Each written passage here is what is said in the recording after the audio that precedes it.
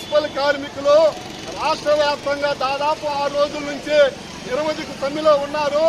ఈ సమ్మెను పరిష్కరించేటువంటి దిశగా ఈ రాష్ట్ర ప్రభుత్వం వ్యవహరించకుండా ఈ రోజు కవ్వింపు చర్యలకు పాల్పడి పోటీ కార్మికులు దింపేటువంటి ప్రయత్నం చేస్తా ఉంది. అందుకనే మేము ఒకటే ఈ రాష్ట్ర ప్రభుత్వానికి హెచ్చరిస్తా ఉన్నాం.